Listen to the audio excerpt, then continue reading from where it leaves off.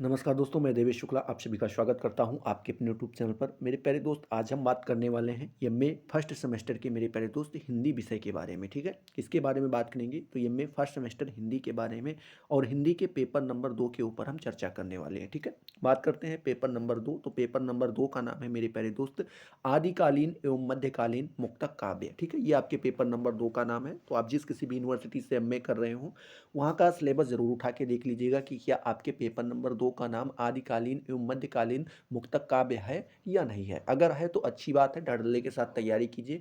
अगर नहीं है तो एक बार आप जरूर तैयार देख लीजिएगा कि कहीं पेपर नंबर 3 का नाम, पेपर नंबर 4 का नाम या फिर पेपर नंबर 1 का नाम तो नहीं है। ठीक है, ये आप जरूर चेक कर लीजिएगा। होगा कुछ नहीं, जब आप पेपर देने जाएंगे मेरे प्यारे दोस्त तो वहाँ पर आपको पता चलेगा कि सर ने जो है पेपर नंबर 2 की तैयारी बड़े अच्छे से करवा रखी है और आज तो पेपर एकदम चीर फाड़ डालेंगे। लेकिन जब वहाँ पर पेपर देने मेरे प्यारे दोस्त आप बैठेंगे तो पता चलेगा कि वहाँ पर एक भी प्रश्न पर जो है सर का बताया हुआ नहीं आया है। क्यों नहीं आया? क्योंकि आपने उस समय ध्यान ही नहीं दिया था।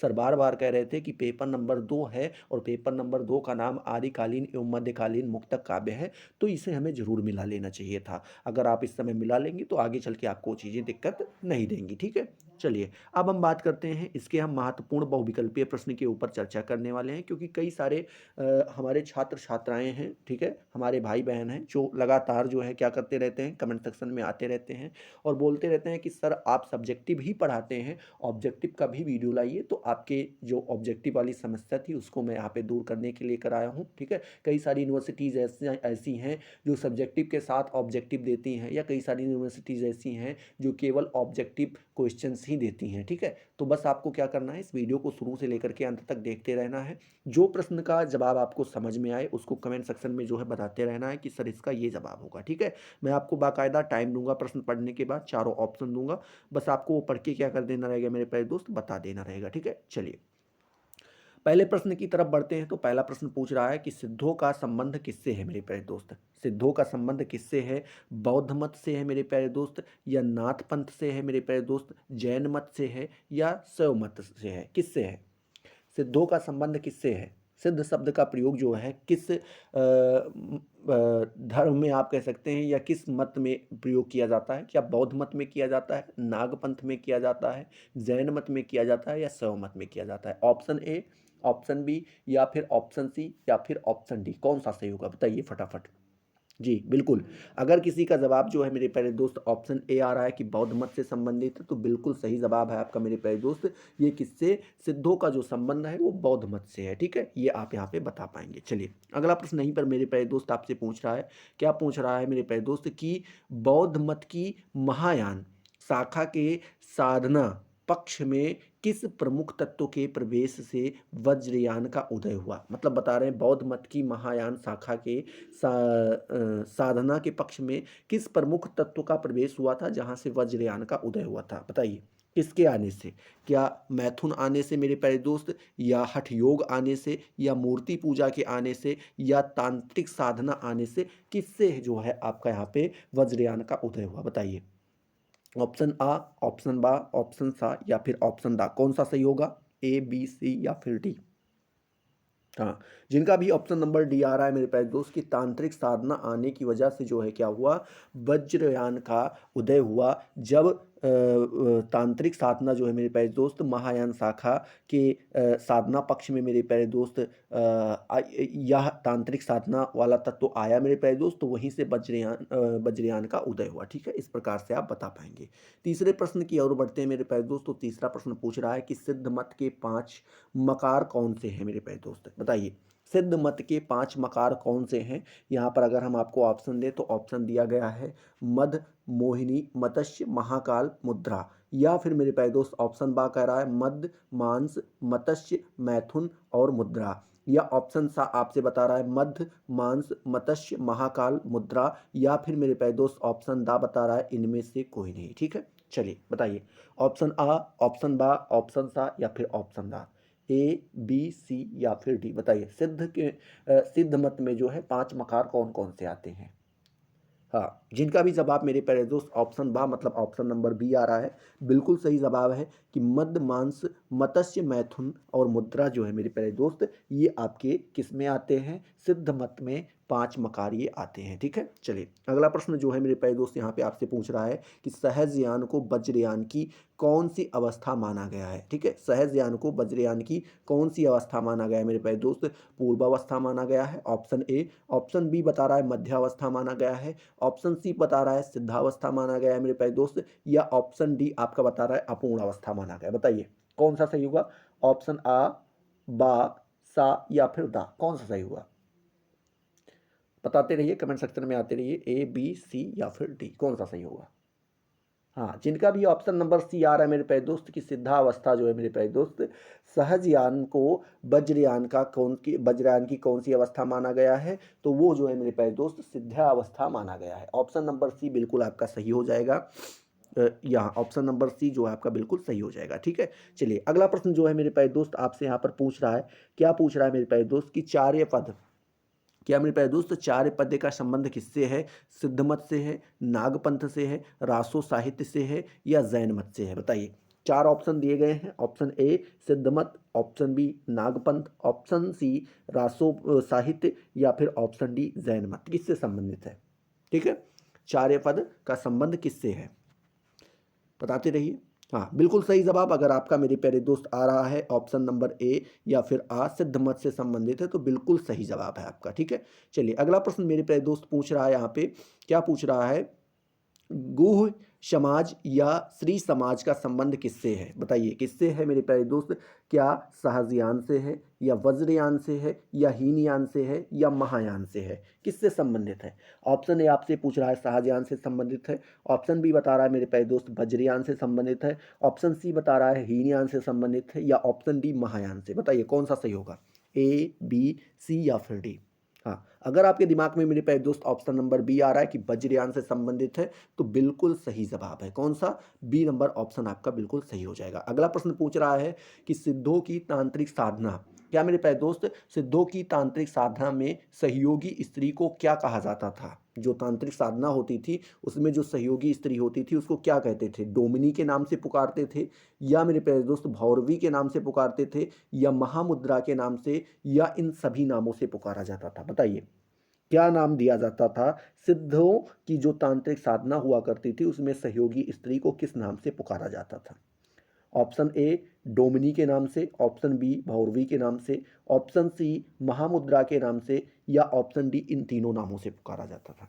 हाँ, जिनका भी ऑप्शन नंबर डी आ रहा है मेरे प्यारे दोस्त की ये तीनों नाम जो हैं पुकारे जाते थे, तो सही जवाब है भौरवी भी कहते थे, डोमिनी भी कहते थे, और महामुद्रा के नाम से भी पुकारते थे। ठीक है, अगला प्रश्न पूछ रहा है कि सिद्धों की बनियों, क्या मेरे प्यारे दोस्त सिद्धों की बनियों की भाषा को क्या कहा जाता है? ठीक है, सिद्धों की बनियों की भाषा को क्या कहा जाता है मेरे प्यारे दोस्त? ऑप्शन ए बोल रहा है संध्या भाषा कहा जाता है, या खिचड़ी भाषा कहा जाता है, ऑप्शन सी बोल रहा है कि कूट भाषा कहा जाता है, या ऑप्शन डी बता रहा है रहस्य भाषा कहा जाता है? क्या कहा जाता है, कौन सी भाषा कहा जाता है, आपको यहाँ पे बताना है। हाँ, बिल्कुल सही जवाब अगर आपका ऑप्शन नंबर ए आ रहा है कि सर संध्या भाषा के नाम से जानते हैं, तो बिल्कुल सही जवाब है आपका। ठीक है, चलिए अगला प्रश्न पूछ रहा है मेरे प्यारे दोस्त की सिद्ध साधना में डोमिनी या भैरवी का अर्थ क्या है? अभी आपने पिछले प्रश्न में देखा ही है कि जो सिद्ध साधना होती थी उसमें जो डोमिनी और भैरवी शब्द प्रयोग किया जाता वो किसके लिए किया जाता था? क्या मेरे प्यारे दोस्त हठ योग की एक मुद्रा है, या मेरे प्यारे दोस्त चार्य पद का विशेष गीत है, या फिर यहाँ पे बता रहे हैं कि ममाचार, क्या मेरे प्यारे चोर चोर कह रहे हैं यहाँ पे देखिए क्या थोड़ा प्रोनाउंसिएशन में हो जाती है, बोलते बोलते क्या होता है कि जीभ फंस जाती है। क्या मेरे प्यारे दोस्तों भमाचार में सहयोगी प्रायः नीच जाति की स्त्री को कहते थे, या तांत्रिक साधना को कहते थे? किसको कहते थे मेरे प्यारे दोस्त? तो यहाँ पर मेरे प्यारे दोस्त ऑप्शन नंबर आपका सी सही हो जाएगा कि भमाचार में सहयोगी प्रायः नीच जाति की स्त्री को ही कहा जाता था डोमिनी या फिर भैरवी। क्या कहते थे? डोमिनी या फिर भैरवी के नाम से पुकारते थे। अगला प्रश्न पूछ रहा है कि निम्नलिखित में सिद्ध साहित्य की कौन सी विशेषता नहीं है? सिद्ध साहित्य की कौन सी विशेषता नहीं है? गुरु महिमा इसकी विशेषता नहीं है, नारी का निषेध इसकी विशेषता नहीं है, योग साधना इसकी विशेषता नहीं है, या तंत्र सिद्धि जो है मेरे प्यारे दोस्त इसकी विशेषता नहीं है? बताइए इसमें से कौन सा है जो सिद्ध साहित्य की विशेषता नहीं है? Option A, option B, option C, या फिर ऑप्शन डी, कौन सा सही होगा? बताते रहिए फटाफट। ठीक है, कमेंट सेक्शन में देखिए, अगर आपके मन में कोई भी जवाब उठ रहा है तो कमेंट सेक्शन में ज़रूर बताइए। इससे ये होगा कि हाँ, हमने सही लगाया या हमने गलत लगाया। जब आप प्रयास ही नहीं करेंगे तो कैसे सही गलत का पता चलेगा, ठीक है? तो प्रयास करते रहिए, ठीक है? चलिए बताइए। बिल्कुल सही जवाब अगर आपका आ रहा है आ नंबर की गुरु की महिमा मेरे प्यारे दोस्त। क्या गुरु की महिमा जो है वो सिद्ध साहित्य की विशेषता नहीं है? तो बिल्कुल सही बात है, सिद्ध साहित्य की विशेषता गुरु की महिमा नहीं है, ठीक है? अगले प्रश्न की ओर बढ़ते हैं मेरे प्यारे दोस्त। तो पूछ रहा है कि कबीर का जन्म कब हुआ था, आपको यहाँ पर बताना है। कबीर दास जी का जन्म कब हुआ था मेरे प्यारे दोस्त, आपको यहाँ पर बताना है। ऑप्शन ए आपसे बता रहा है कि 1398 ईस्वी में हुआ था। ऑप्शन बी 1544 में। ऑप्शन सी 1518 में, या ऑप्शन डी 1354 में। किस में हुआ था बताइए? कबीर दास जी का जन्म जो है कब माना जाता है मेरे प्यारे दोस्त, आपको यहाँ पे बताना है, ठीक है? बिल्कुल, अगर आपका ऑप्शन नंबर मेरे प्यारे दोस्त आ रहा है कि 1398 में हुआ था तो बिल्कुल सही जवाब है। 1398 में कबीर दास जी का जन्म हुआ था। अगला प्रश्न पूछ रहा है कि कबीर भक्ति काल की किस धारा के कवि थे? कौन सी धारा के कवि थे मेरे प्यारे दोस्त? क्या वो निर्गुण धारा के कवि थे, या फिर सगुण धारा के कवि थे, या दोनों धारा के कवि थे, या इनमें से कोई भी धारा के कवि नहीं थे? बताना है आपको। ऑप्शन ए सगुण धारा, निर्गुण धारा। ऑप्शन बी सगुण। ऑप्शन सी दोनों। ऑप्शन डी इनमें से कोई नहीं, ठीक है? बताइए कौन सा सही होगा? जी बिल्कुल, अगर आपका ऑप्शन नंबर ए आ रहा है, ये निर्गुण धारा के कवि थे। कौन से थे? निर्गुण धारा के कवि थे। ऑप्शन ए सही हो जाएगा। अगला प्रश्न पूछ रहा है साखी सवद रमैनी। क्या मेरे प्यारे दोस्त साखी सवद रामायण लिखा गया है? रमैनी यहाँ पे होना चाहिए। साखी सवद रामायण किसकी रचना है? तो आप सभी को मेरे प्यारे दोस्त बताने की यहाँ पर जरूरत नहीं है। ऑप्शन सी बिल्कुल सही हो जाएगा, कबीर दास जी की रचना है। किसकी है मेरे प्यारे दोस्त? कबीर दास जी की रचना है, ठीक है?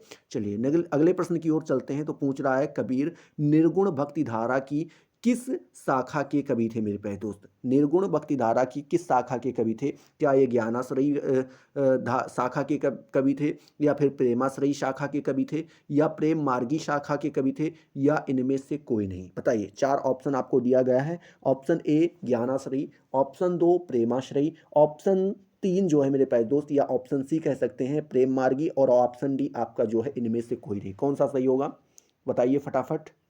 Option A, option B, option C, या फिर ऑप्शन डी? जी बिल्कुल, अगर आपका ऑप्शन नंबर ए आ रहा है ज्ञानाश्रयी तो बिल्कुल सही जवाब है, ठीक है? चलिए अगला प्रश्न जो है मेरे प्यारे दोस्त आपसे पूछ रहा है कि कबीर की मृत्यु कब हुई थी मेरे प्यारे दोस्त? कबीर दास जी की मृत्यु कब हुई थी, यहाँ पर आपको बताना है मेरे प्यारे दोस्त, ठीक है?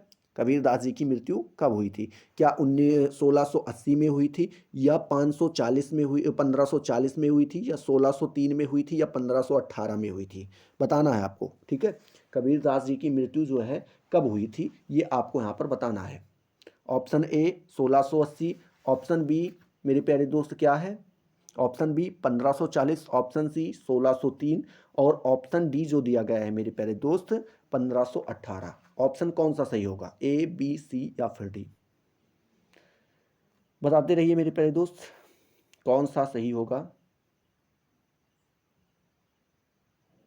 जी बिल्कुल, अगर ऑप्शन नंबर डी आपका आ रहा है, क्या आ रहा है मेरे प्यारे दोस्त?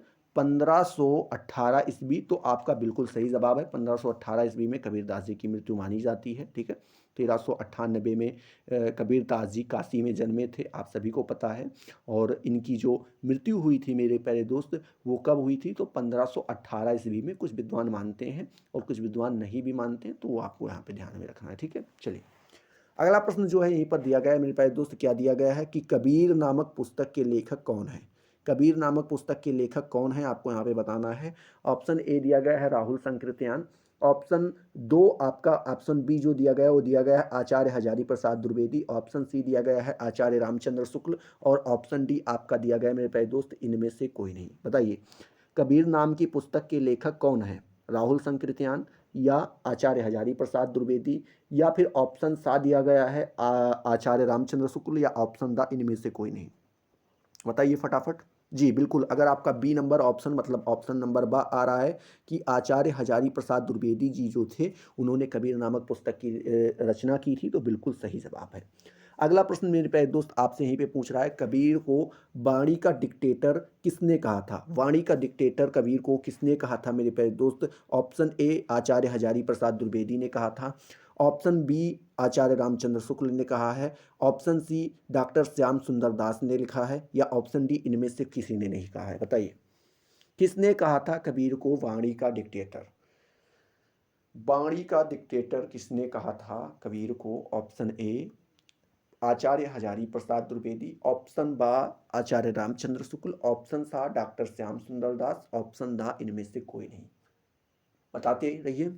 जी बिल्कुल, अगर आपका आ रहा है हजारी प्रसाद द्विवेदी तो बिल्कुल सही जवाब है। ठीक है, चलिए अगले प्रश्न की ओर बढ़ते हैं। तो अगला प्रश्न यहीं पर पूछ रहा है, क्या पूछ रहा है मेरे प्यारे दोस्त, कि कबीर के काव्य में कौन सी प्रवृत्ति नहीं है?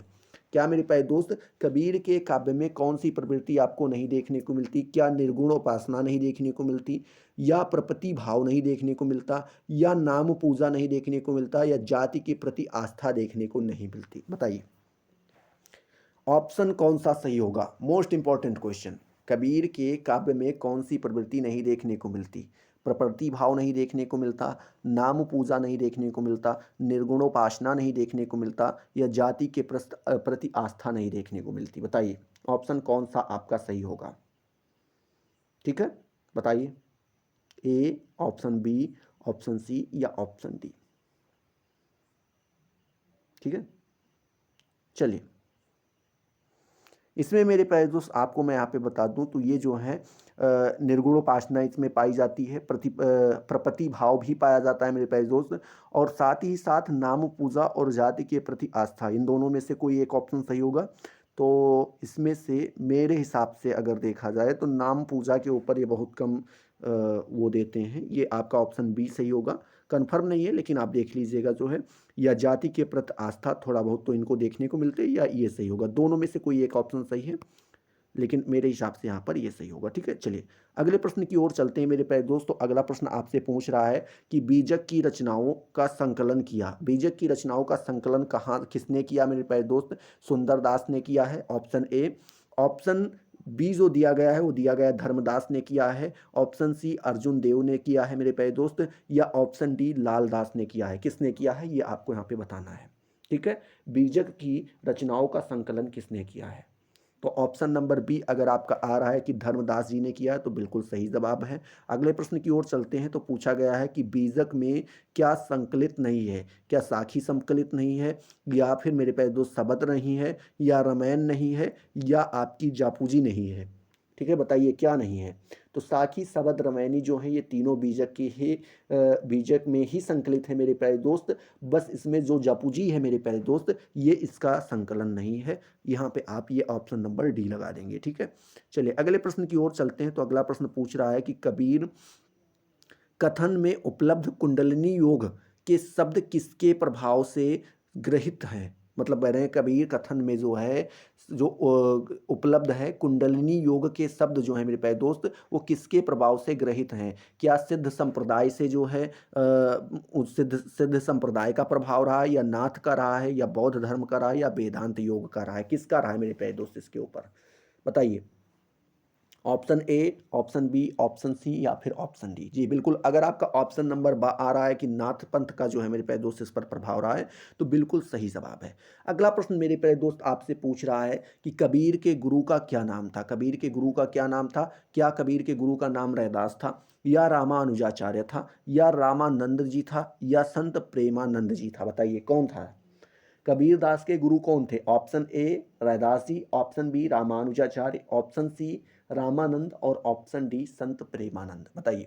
जी बिल्कुल, ये बड़ा हल्का सा क्वेश्चन है, हलवा क्वेश्चन है, आपसे पूछ रहा है तो आप यहाँ पे आज जवाब दे देंगे। रामानंद जी जो थे मेरे प्यारे दोस्त वो कबीरदास जी के गुरु थे। अगले प्रश्न की ओर बढ़ते हैं। तो पूछा गया है कि बीजक में किस कवि रचना संकलित है? मतलब पूछ रहे हैं कि बीजक जो है उसमें किस कवि की रचनाओं का संकलन किया गया है? क्या सूरदास जी की रचनाएं संकलित हैं, या मूलकदास जी की हैं, या कबीरदास जी के हैं, या रामानंद जी की हैं? बताइए किसकी रचनाएं जो हैं बीजक में सम्मिलित की गई हैं मेरे प्यारे दोस्त? ठीक है। बीजक में किस कवि की रचनाएँ संकलित हैं बताना है। तो ऑप्शन आपका यही हो जाएगा, जब सब बार कबीर की बात की जा रही तो इस बार भी कबीर हो जाएँगे आपके। अगला प्रश्न पूछ रहा है कबीर की पत्नी का क्या नाम था? सुजान नाम था, सावित्री नाम था, लोई नाम था या इनमें से कोई नहीं? बताइए। कबीर दास जी की पत्नी का क्या नाम था? क्या उनकी पत्नी का नाम सुजान था? Option A. ऑप्शन बी, क्या उनकी पत्नी का नाम सावित्री था? ऑप्शन सी, क्या उनकी पत्नी का नाम लोई था? या ऑप्शन डी, इनमें से कोई नहीं? बताइए। जी, बिल्कुल, अगर आपका यहाँ पे लोई आ रहा है तो बिल्कुल सही जवाब है। कबीरदास जी की पत्नी का नाम क्या था मेरे प्यारे दोस्त? लोई था, ठीक है। अगले प्रश्न की ओर बढ़ते हैं तो अगला प्रश्न पूछ रहा है कबीर का रहस्यवाद नामक पुस्तक के लेखक कौन हैं? कबीर का रहस्यवाद जो है एक पुस्तक लिखी गई थी मेरे प्यारे दोस्त, कबीर का रहस्यवाद नाम की। इस पुस्तक के लेखक कौन हैं? क्या आचार्य हजारी प्रसाद द्विवेदी जी ने लिखी थी, या डॉक्टर राम कुमार वर्मा जी ने लिखी थी मेरे प्यारे दोस्त, या फिर गोविंद त्रिगुणायत जी ने लिखी थी, या आपके डॉक्टर गिरीश चंद्र तिवारी ने लिखी थी? कौन सा ऑप्शन आपका सही होगा बताइए। Option A, option B, option C या फिर ऑप्शन डी? जी बिल्कुल, अगर आपका ऑप्शन नंबर बी आ रहा है कि डॉक्टर राजकुमार वर्मा जी ने लिखा था, तो बिल्कुल सही जवाब आ रहा है। अगले प्रश्न की ओर बढ़ते हैं तो पूछ रहा है कि कबीर की भाषा को सधुक्कड़ी किसने कहा है? कबीरदास जी की भाषा को सधुक्कड़ी किसने कहा है? क्या आचार्य रामचंद्र शुक्ल जी ने कहा था, या फिर आचार्य हजारी प्रसाद द्विवेदी ने कहा था, या डॉक्टर रामकुमार वर्मा ने कहा था, या डॉक्टर गोविंद त्रिगुणायत जी ने कहा था? किसने कहा था जो मेरे प्यारे दोस्त कबीर के भाषा को सधुक्कड़ी? ठीक है, तो मेरे प्यारे दोस्त ऑप्शन नंबर आपका ए बिल्कुल सही हो जाएगा कि आचार्य रामचंद्र शुक्ल जी ने ही जो है कबीर की भाषा को सधुक्कड़ी के नाम से संबोधित किया था। किसने किया था? आचार्य रामचंद्र शुक्ल जी ने। ठीक है, अगले प्रश्न की ओर बढ़ते हैं तो अगला प्रश्न मेरे प्यारे दोस्त आपसे यहीं पर पूछ रहा है कि कबीर की भाषा को पंचमेल खिचड़ी किसने कहा है? ठीक है, सदुक्कड़ी तो आचार्य रामचंद्र शुक्ल जी ने कहा है, तो पंचमेल खिचड़ी किसने कहा है? क्या राहुल संकृत्यान जी ने कहा है, या डॉक्टर श्याम सुंदर दास जी ने कहा है, या डॉक्टर नागेंद्र जी ने, या डॉक्टर गिरीश चंद्र तिवारी ने कहा है? किसने कहा है बताइए। चार ऑप्शन आपको दिया गया है मेरे प्यारे दोस्त, आपको यहाँ पर बताना है कि किसने जो है कबीर की भाषा को पंचमेल खिचड़ी कहा है। जी, option A, option B, option C या फिर ऑप्शन डी? जी, बिल्कुल सही जवाब अगर आपका आ रहा है option number B, doctor Shyam Sundar Das जी ने ही जो है क्या कहा है मेरे प्यारे दोस्त, कबीर की भाषा को पंचमेल खिचड़ी के नाम से संबोधित किया है। अगले प्रश्न की ओर बढ़ते हैं मेरे प्यारे दोस्तों। अगला प्रश्न आपसे पूछ रहा है कि मस्य कागज छुयो नहीं, कलम गयो नहीं हाथ। ठीक है, उसके बाद चारु जुग को महातम, चारु जुग को महात्म सुकहि जनाई बात। ठीक है, यह जो है मेरे प्यारे दोस्त कबीर के इस कथन से क्या स्पष्ट होता है? क्या इससे यह स्पष्ट होता है कि कबीर पढ़े लिखे नहीं थे? ठीक है, या क्या ये स्पष्ट होता है ऑप्शन नंबर ए कि कबीर पढ़े लिखे थे, या बी ऑप्शन आपको यहाँ पे बता रहा है कि कबीर को किताबी ज्ञान था मेरे प्यारे दोस्त, या इससे आपको ये पता चलता है कि कबीर पढ़े लिखे नहीं थे, या ऑप्शन डी इससे पता चलता है कि ये तीनों बातें नहीं थी? ऑप्शन ए कबीर पढ़े लिखे थे, ऑप्शन बी कबीर को किताबी ज्ञान था, ऑप्शन डी कबीर पढ़े लिखे नहीं थे। ठीक है, दोहे को फिर से सुनना चाहें तो सुन सकते हैं। लिखा है कि मसी कागज छुयो नहीं, कलम गयो नहीं हाथ, चारु जुग को महात्म सुखाए सॉरी मुखह जनाइत बात। ठीक है, मुखह जनाइत बात मतलब उनका कहने का अगर हम इस दोहे को समझाना चाहें तो वो कहते हैं कि मसी कागज छुओ नहीं, मैंने कागज नहीं छुआ है। ठीक है, कलम गयो नहीं हाथ मतलब हमने कलम को भी नहीं अपने हाथ से पकड़ा, उससे कुछ भी लिखने का अभी तक आज तक प्रयास नहीं किया।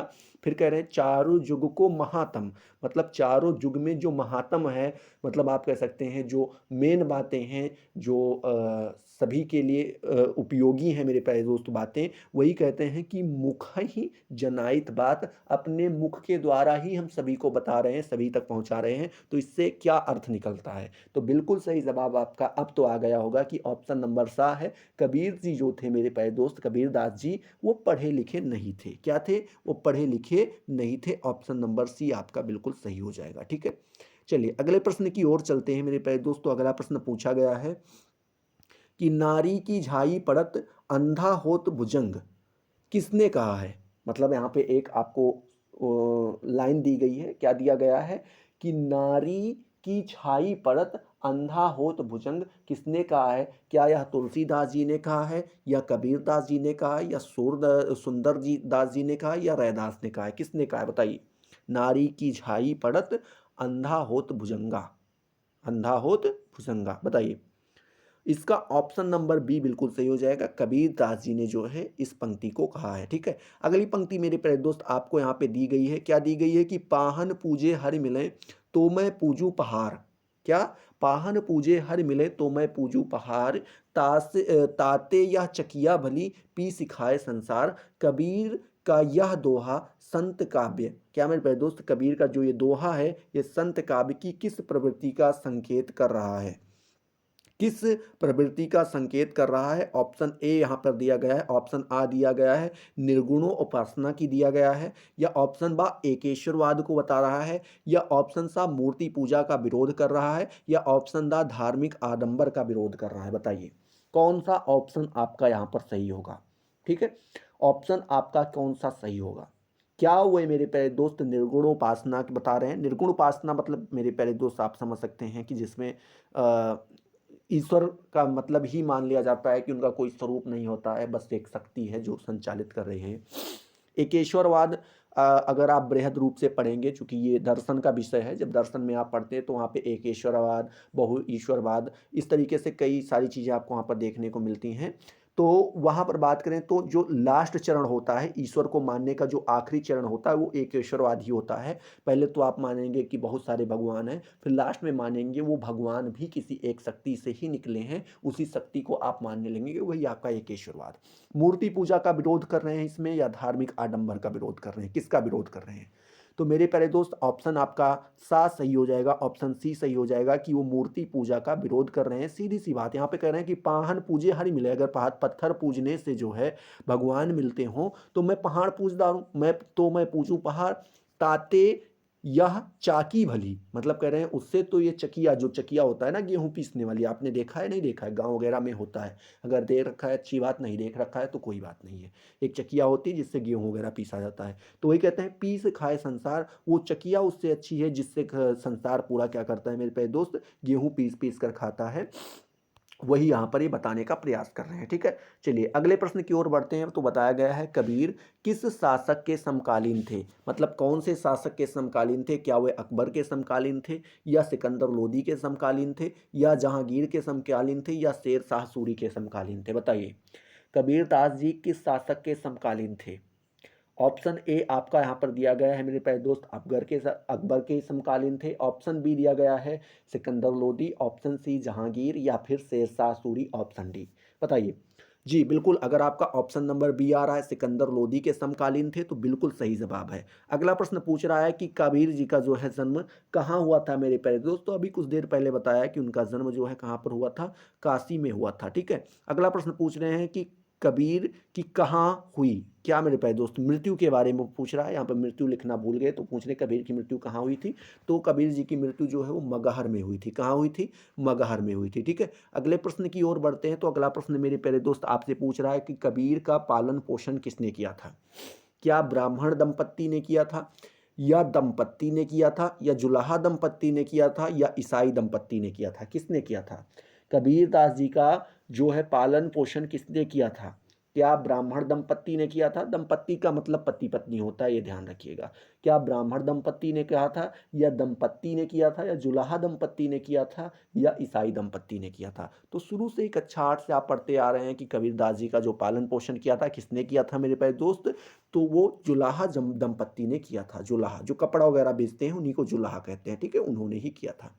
अगला प्रश्न मेरे प्यारे दोस्त यहीं पे आपसे पूछ रहा है कि कबीर के पालन पोषण करने वाले दंपत्ति का क्या नाम था? नीरू व नीमा, ऑप्शन ए आपका दिया गया है, या फिर मेरे प्यारे दोस्त कालू व तृप्ता, या फिर ऑप्शन नंबर यहाँ पर साथ दिया गया है रहीम व रुखसार, या फिर मेरे प्यारे दोस्त महेश व पार्वती। ये 4 ऑप्शन आपको दिए गए हैं। तो बताना है कि इनका जो है पालन पोषण किसने किया था। चलिए फटाफट बताइए, इनका पालन पोषण किसने किया था? जी बिल्कुल, ऑप्शन नंबर आपका जो है ए अगर आ रहा है तो बिल्कुल सही जवाब है आपका कि इनका जो है पालन पोषण नीरू और नीमा नामक जुलाहा दंपत्ति ने जो है क्या किया था, इनका पालन पोषण किया था। किसका किया था मेरे प्यारे दोस्त? तो कबीर दास जी का किया था। ठीक है, चलिए टोटल यहाँ पे 14 पेज बने हैं, 14 पेजेस बने हैं। तो अभी हम क्या करेंगे, आज 7 पेजेस को कवर करने का प्रयास करेंगे और सेकंड वीडियो में जो है उसमें 7 पेजों को कवर करने का प्रयास करेंगे। ठीक है, ये आपका 6ठा नंबर पेज है। ठीक है, चलिए बात करते हैं अगले प्रश्न के बारे में। तो अगला प्रश्न मेरे प्यारे दोस्त आपसे पूछ रहा है कि सूरदास का जीवन काल है कब से माना जाता है। 1550 से लेकर 1450 से लेकर 1560 तक माना गया है, या फिर 1478 से 1553 तक माना गया है, मारा कह रहे हैं, या फिर ऑप्शन नंबर सी बता रहा है कि 1480 से लेकर 1590 तक, या इनमें से कोई नहीं, आपको यहाँ पर बताना है। ठीक है, कौन सा ऑप्शन सही होगा मेरे प्यारे दोस्त, आप लोग यहाँ पर बताइए फटाफट। सूरदास जी का जो काल रहा है, जीवन काल, वो कब से कब तक रहा है। जी बिल्कुल, अगर आपका ऑप्शन नंबर ए आ रहा है 1450 से लेकर के 1560 तक, तो बिल्कुल सही जवाब है। अगले प्रश्न की ओर बढ़ते हैं। तो अगला प्रश्न पूछ रहा है कि कौन सी रचना सूरदास की नहीं है। मतलब कुछ और रचनाएं यहाँ पर बताई गई हैं। जैसे पहला बताया गया है सिद्ध पंचाध्यायी, ठीक है। दूसरा बताया गया, ऑप्शन दिया गया है सूर सारावली, या तीसरा बताया गया है साहित्य लहरी, या फिर चौथा बताया गया है सूर सागर। ये 4 ऑप्शन आपको दिए गए हैं, इनमें से बताइए कौन सी रचना जो है वो सूरदास जी ने नहीं की है। तो आप सभी को पता है कि सूर सारावली, साहित्य लहरी और सूरसागर जो है ये सूरदास जी की ही रचना है। आपने कक्षा 8 से याद कर रखी होगी सूरदास कबीरदास के बारे में, तो आपको पता होगा। इसमें से पहला ही ऑप्शन आपका क्या हो जाता है मेरे प्यारे दोस्त, सही हो जाता है। सिद्धांत पंचाध्यायी जो है मेरे प्यारे दोस्त, ये आपकी क्या है, सूरदास की रचना नहीं है। ठीक है, सिद्धांत पंचाध्यायी जो है ये आपकी सूरदास की रचना नहीं है। अगले प्रश्न की ओर बढ़ते हैं। तो पूछ रहा है कि सूरदास के भ्रमर गीत का उपजीव्य ग्रंथ कौन सा है मेरे प्यारे दोस्त। सूरदास का जो भ्रमर गीत नामक जो है मेरे प्यारे दोस्त का उपजीव्य ग्रंथ है, ये कौन सा है, आपको यहाँ पे बताना है। क्या ये भगवत गीता से लिया गया है, या महाभारत से लिया गया है, या फिर श्रीमद् भगवत से लिया गया है मेरे प्यारे दोस्त, या विष्णु पुराण से लिया गया है। बताइए, श्रीमद् भगवत गीता, या फिर मेरे प्यारे दोस्त भगवत गीता से लिया गया है, या फिर महाभारत से लिया गया है, या विष्णु पुराण से लिया गया है। बताइए, option A, option B, option C, या ऑप्शन डी। तो जो सूरदास के जो भ्रमर गीत है मेरे प्यारे दोस्त, ये उपजीव्य ग्रंथ कौन सा है जहां से लिया गया है, तो ये आपका श्रीमद् भगवत गीता से लिया गया है। किससे लिया गया है, श्रीमद् भगवत गीता से लिया गया है। गीता और श्रीमद् भगवत गीता दोनों में मेरे प्यारे दोस्त फर्क होता है, ये आप यहाँ पे जान के रखिएगा। अगला प्रश्न दिया है कि तदनुग्रहम, क्या पोषण तदनुग्रहम पुष्ट की यह परिभाषा किसने दी है मेरे प्यारे दोस्त। पुष्ट की ये जो परिभाषा है यह दी गई है, कहाँ से दी गई है, क्या यह श्रीमद् भगवत गीता में दी गई है मेरे प्यारे दोस्त, या फिर श्रीमद् भगवत में दिया गया है, ठीक है, या फिर आपका यहाँ पे महाभारत में दिया गया है, या रस पंचा अध्यायी में बताया गया है। ठीक है, यहाँ पे एक कोटेशन दिया जा रहा है कि पोषण तदोनग्राहम मेरे प्यारे दोस्त ये कहाँ बताया गया है। तो यहाँ पर ऑप्शन नंबर बा आपका बिल्कुल सही हो जाएगा। श्रीमद् भागवत में जो है मेरे प्यारे दोस्त ये बताया गया है। ठीक है, श्रीमद् भागवत में आपका ये बताया गया है। अगले प्रश्न की ओर बढ़ते हैं। तो अगला प्रश्न पूछ रहा है कि सूरदास के दीक्षा गुरु कौन है थे। मतलब सूरदास के दीक्षा गुरु कौन थे मेरे प्यारे दोस्त। ऑप्शन ए दिया गया है वल्लभाचार्य जी थे, ऑप्शन बी दिया गया है विट्ठलनाथ जी थे, ऑप्शन सी दिया गया है गोकुलनाथ जी थे, और ऑप्शन डी दिया गया है विष्णु स्वामी जी थे। ठीक है, ऑप्शन आ वल्लभाचार्य, ऑप्शन बा विट्ठलनाथ, ऑप्शन सा गोकुलनाथ, या ऑप्शन दा विष्णु स्वामी। कौन सा ऑप्शन सही होगा आपको यहाँ पर बताना है। ठीक है, बताते रहिए फटाफट कौन सा ऑप्शन आपका सही होगा। तो सही जवाब है, अगर आपका ए नंबर ऑप्शन आ रहा है कि सर वल्लभाचार्य जी जो थे वो सूरदास के दीक्षा गुरु थे। कौन से थे, दीक्षा गुरु थे, ये आपको यहाँ पे ध्यान में रखना है। अगले प्रश्न की ओर बढ़ते हैं। तो अगला प्रश्न पूछ रहा है कि कौन सी आसक्ति पुष्टि मार्ग को नहीं है। मतलब पूछ रहे हैं कौन सी आसक्ति है मेरे प्यारे दोस्त जो पुष्टि मार्ग की नहीं है। क्या स्वरूपासक्ति जो है ये आपकी पुष्टि मार्ग की नहीं है, या लीला शक्ति ये आपकी पुष्टि मार्ग की नहीं है, या आपकी कांता शक्ति, या फिर मेरे प्यारे दोस्त ऑप्शन डी यहाँ पे बताया गया भावा शक्ति। ऑप्शन ए बता रहा है, मतलब आपको यहाँ पे बताना है कि कौन सी जो है आसक्ति पुष्ट मार्ग की नहीं है। क्या रूपाशक्ति जो है मेरे प्यारे दोस्त, रूपाशक्ति, ये पहला ऑप्शन दिया गया है। दूसरा दिया गया है लीला शक्ति, या फिर ऑप्शन सी कांता शक्ति, या फिर मेरे प्यारे दोस्त भावाशक्ति। इसमें से कौन सा ऑप्शन सही होगा। तो आपका यहाँ पर मेरे प्यारे दोस्त सही होगा ऑप्शन नंबर सी। कौन सा सही होगा? ऑप्शन नंबर सी, ये जो है अशक्ति पुष्टि मार्ग की नहीं है, ठीक है, ये अशक्ति पुष्ट मार्ग की नहीं है, बस आपको यहाँ पर बता देना है, ठीक है। चलिए अगला प्रश्न जो है मेरे प्यारे दोस्त पूछ रहा है कि सूरदास की भक्ति है, सूरदास की भक्ति कैसी है मेरे प्यारे दोस्त? क्या ये मधुर्य भाव है? क्या मेरे प्यारे दोस्त, क्या ये मधुर्य भाव है? एक मिनट, क्या ये मधुर्य भाव है, या फिर ऑप्शन बी बता रहा है कि ये संख्य भाव है, ऑप्शन सी बता रहा है ये हास्य भाव है, या ऑप्शन दा बता रहा है मेरे प्यारे दोस्त डी बता रहा है इनमें से सभी हैं। बताना है आपको कौन सा है। सूरदास की भक्ति कैसी है? क्या ये मधुर्य भाव है मेरे प्यारे दोस्त? ऑप्शन बी सांख्य भाव, ऑप्शन सी हास्य भाव, या फिर ऑप्शन डी ये सभी।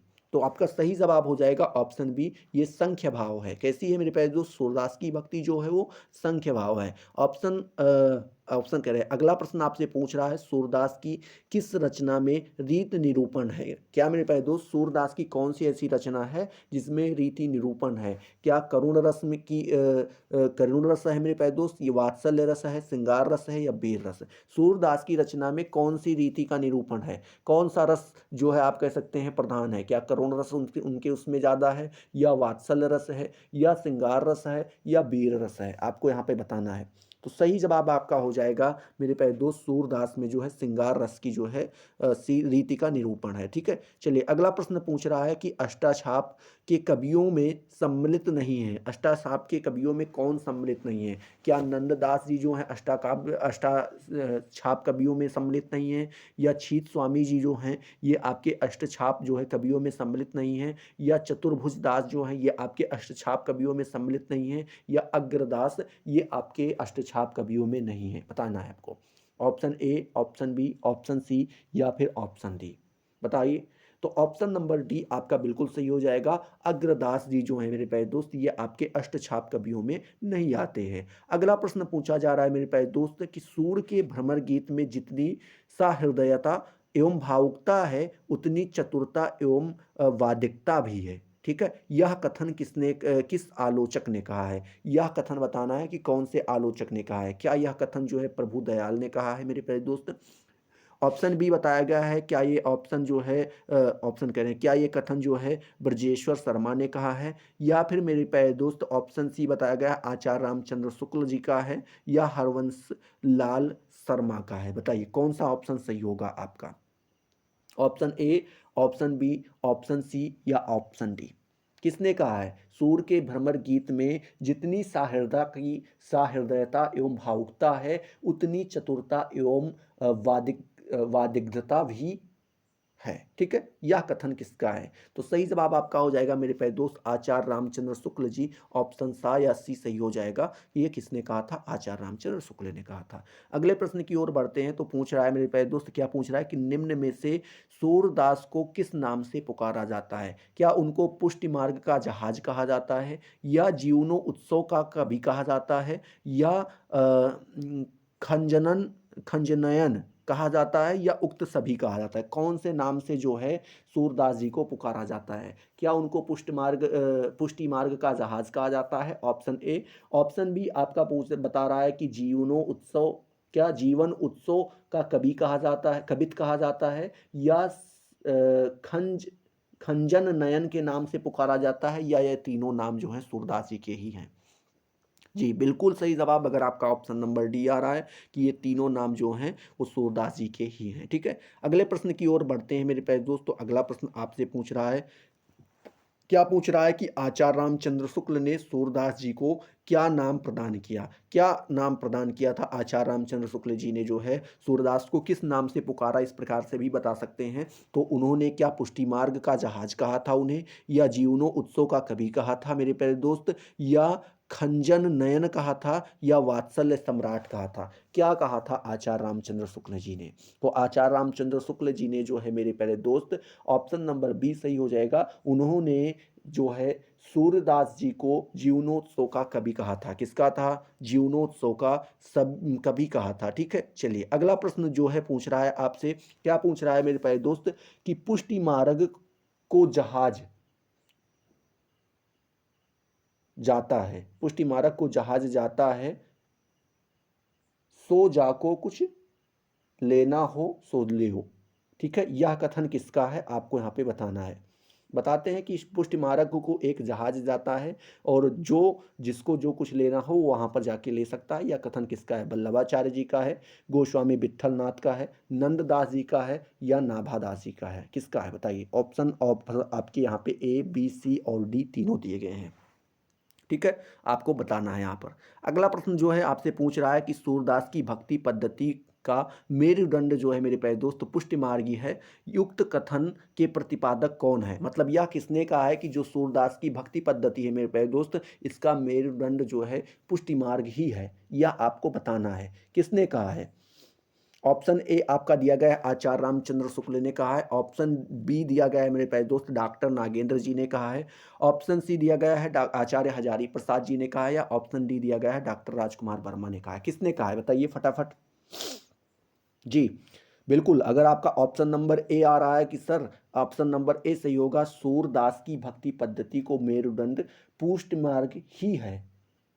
सूरदास की जो भक्ति है, भक्ति पद्धति है, उसका मेरुदंड क्या है? पुष्टि मार्ग है। या कथन किसका है? तो ये आचार्य रामचंद्र शुक्ल जी का है। ऑप्शन ए बिल्कुल सही हो जाएगा। ठीक है, अगला प्रश्न पूछ रहा है मेरे प्यारे दोस्त, क्या पूछ रहा है? सूरदास द्वारा रचित किस ग्रंथ को विवादित माना जाता है? सूरदास द्वारा रचित कौन सा ऐसा ग्रंथ है जिसको हम लोग विवादित मानते हैं? क्या सूर सागर विवादित माना जाता है, सूर सारावली माना जाता है, साहित्य लहरी माना जाता है? ये सभी विवादित हैं, आपको यहाँ पे बताना है कौन सा ऑप्शन आपका सही होगा। ऑप्शन ए सूर सागर, option B Sur Saravali, option C साहित्य लहरी, या फिर ये सभी।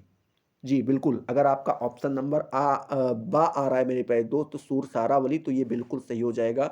सूर सारावली को ही विवादित माना जाता है। ठीक है, सूरदास जी का एक ऐसा ग्रंथ है जिसको विवादित माना जाता है। अगला प्रश्न पूछ रहा है मेरे प्यारे दोस्त, क्या पूछ रहा है कि सूरदास द्वारा दृष्टिकूट पदों, क्या मेरे प्यारे दोस्त सूरदास द्वारा दृष्टिकूट पदों में रचित व रीत निरूपण या नायिका भेद से संबंधित रचना कौन सी है? ठीक है, ऑप्शन ए दिया गया है सूर सागर, option B Sur Saravali, option C साहित्य लहरी, या ये सभी। बताइए कौन सा है, कौन सा ऑप्शन आपका सही होगा, फटाफट बताइए। सूरदास द्वारा दृष्टिकूट पदों में रचित व रीति निरूपण या नायिका भेद से संबंधित रचना कौन सी है? Option A Sursagar, option B Sur Saravali, option C साहित्य लहरी, ऑप्शन डी उक्त सभी। बताइए। ऑप्शन नंबर सी अगर आपका आ रहा है मेरे पास दोस्त तो बिल्कुल सही जवाब है, साहित्य लहरी जो है यही है। ठीक है, अगला प्रश्न जो है आपसे पूछ रहा है कि सूरदास ने भक्ति के कितने रूपों का वर्णन किया है? सूरदास जी ने जो है भक्ति के कितने रूपों का वर्णन किया है? ऑप्शन ए 8 रूपों का वर्णन किया है, ऑप्शन बी 9 रूपों का वर्णन किया है, ऑप्शन सी 10 रूपों का, ऑप्शन डी 11 रूपों का। कितने रूपों का जो है सूरदास ने भक्ति के कितने रूपों का वर्णन किया है? तो आपका अगर ऑप्शन नंबर डी आ रहा है मेरे प्यारे दोस्त तो बिल्कुल सही जवाब है, उन्होंने 11 रूपों का जो है क्या किया है? वर्णन किया है। ठीक है, चलिए अगले प्रश्न की ओर चलते हैं मेरे प्यारे दोस्त। तो अगला प्रश्न पूछ रहा है भ्रमर गीत का स्रोत क्या है? भ्रमर गीत का स्रोत क्या है आपको बताना है। ऑप्शन ए क्या रामचरितमानस है, ऑप्शन बी क्या श्रीमद् भगवत पुराण है मेरे प्यारे दोस्त, ऑप्शन सी या महाभारत है, या ऑप्शन डी कोई नहीं है। बताइए भ्रमर गीत का स्रोत क्या है? अभी आपने इसको पढ़ रखा है, कुछ देर ही पहले प्रश्न में किया था आपने यहाँ पर। तो इसका सही जवाब मेरे प्यारे दोस्त हो जाएगा ऑप्शन बी श्रीमद् भगवत पुराण। ठीक है, तो आई होप ये सारी चीज़ें आपको क्लियर हुई होंगी। अगर क्लियर हुई तो फटाफट वीडियो को लाइक करो, अपने दोस्तों के साथ शेयर करो। अभी तक अगर आपने चैनल को सब्सक्राइब नहीं किया तो सब्सक्राइब करके बेल वाले आइकन को जरूर प्रेस कर दो, जिससे आपको सारी नोटिफिकेशन मिलती रहें और आप उनसे लगातार लाभान्वित होते रहें। तो चलिए अगले वीडियो में मिलते हैं नए जोश नए टॉपिक के साथ। तब तक के लिए जय हिंद, जय भारत।